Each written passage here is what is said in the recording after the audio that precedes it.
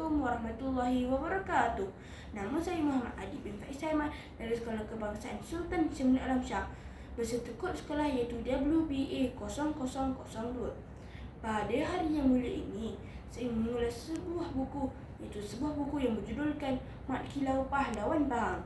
Novel ini telah ditulis oleh Abdul Latif Talib pada tahun 2022. Novel ini mempunyai muka surat sebanyak 333 helaian dan 31 bab. Nama ibu Mat Kilau ialah Teh Mahathir binti Tok Kaut, manakala nama ayahnya pula ialah Rasul Abdul Salam bin Shahrum atau lebih dikenali sebagai Tok Gajah. Pada tahun 1847, lahirnya seorang pahlawan di Pulau Tawar, Jerantut, Pahang. Pada pagi itu, Teh Mahathir terjaga daripada tidur, lalu merasakan saat melahirkan sudah pun tiba. Teh Mahathir segera mengejut suaminya, Tok Gajah. Tok Gajah segera bergegas ke rumah Mak Oteh yang terletak di hujung kampung. Jiran tetangga juga mula datang apabila mendapat tahu isteri Tok Gajah melahirkan anak. Waktu solat subuh sudah pun hampir. Tok Gajah segera bersiap untuk ke masjid. Dia tidak lupa tanggungjawabnya sebagai imam di Pulau Tawar. Selepas selesai solat subuh, Tok Gajah mendoakan semoga isterinya selamat melahirkan. Selepas Teh Mahathir selamat melahirkan, Tok Gajah segera keluar dari masjid dan terus pulang ke rumahnya. Beliau segera mendapatkan isteri dan anaknya. Lebih menggembirakan hatinya bila mendapat tahu bayi tersebut ialah seorang lelaki yang sehat dan comel. Kemudian bayi itu ditatang untuk dialunkan azan. Selepas dialunkan azan, kita boleh teruskan dengan acara belah mulut budak yang baru lahir itu, kata Mak Oteh. Seorang perempuan mengeluarkan bekas berisi garam kepada Tok Gajah. Kita ada madu lebah dan air zam-zam. Itu yang kita akan cecahkan ke mulut bayi itu, kata Tok Gajah. Tok Gajah bertekad mahu mendidik adaknya dengan ilmu agama dan ilmu pahlawan. Begitu tekad Tok Gajah. Setelah beberapa tahun, Mat Kilau meningkat dewasa. Mat Kilau juga sudah mempunyai gadis sendiri, iaitu Yang Cik, anak Imam Daud. Imam Daud ialah guru yang mengajar Mat Kilau mengaji, marhaban, berzanji dan lain-lain.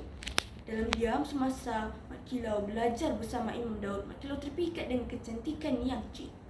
Setelah perkara itu diketahui Imam Daud bersetuju dengan lamaran tersebut. Tidak lama kemudian, Yang Cik dan Mat Kilau dikahwinkan. Mat Kilau tidak tinggal lama di rumah ayahnya. Mat Kilau membina sebuah rumah baharu di kampung Kendondong. Beberapa tahun selepas itu, Inggeris telah mula campur tangan dalam urusan negeri Pahang. Residen Inggeris dilantik menjadi Sultan, menjadi penasihat Sultan. Residen pertama Inggeris dilucutkan jawatannya disebabkan perangainya. Maka Residen Inggeris yang kedua iaitu Her Clifford dilantik menjadi penasihat Sultan. Malam itu, Her Clifford tidak lena tidur kerana memikirkan kegagalannya merangkap Mat Kilau di Ulu Cekar.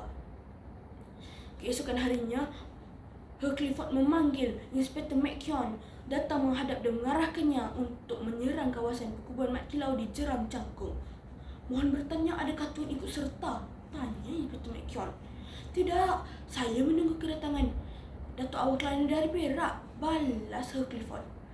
Tidak lama kemudian, berlaku pertempuran di Jeram Cangkung. Serangan yang hebat itu memaksa Mat Kilau untuk berundur dari Jeram Cangkung.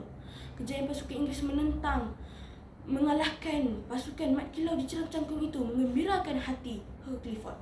Dia bergembira apabila Datuk Awang Kelana dari Perak sudah sampai. "Tunjukkan aku di mana Mat Kilau, aku akan patahkan tengkuk dia," kata Datuk Awang Kelana. Keesokan harinya, Her Clifford dan Datuk Awang Kelana datang ke kawasan perkebunan Mat Kilau di Bukit Koh. Mat Kilau diajak berlawan dengan Datuk Awang Kelana. Akhirnya kemenangan berpihak kepada Mat Kilau. Selepas beberapa tahun peristiwa itu berlaku, Her Clifford membawa pasukannya untuk memburu Mat Kilau. Pemburuan itu menyebabkan Mat Kilau untuk melarikan diri ke Terengganu kerana ramai pasukannya sudah syahid. Selepas beberapa tahun pemburuan dilakukan, pasukan Inggeris tidak menjumpai Mat Kilau kerana Mat Kilau sudah berada di Terengganu. Selepas beberapa tahun Mat Kilau menetap di Terengganu, Mat Kilau membuat keputusan untuk pulang ke Pahang. Mat Kilau memulakan perjalanannya. Selepas beberapa jam berjalan, akhirnya Mat Kilau tiba di Pahang. Setibanya Mat Kilau di Pahang, Mat Kilau menukar namanya menjadi Mat Siam untuk menyembunyikan identiti yang sebenar. Tanggal 26 Disember, Jumaat 1969, negara digemparkan dengan berita seorang lelaki tua berusia 122 tahun mengisytiharkan diri sebagai Mat Kilau di Masjid Pulau Tawar. Rencana utusan Melayu pada 1 Januari mengatakan jasa dan bakti Mat Kilau terhadap Ibu Pertiwi dalam menentang penjajahan Inggeris di negeri Pahang adalah satu lambang yang baik demi masa hadapan. Ini adalah kisah Mat Kilau, pahlawan Pahang. Sekian, terima kasih.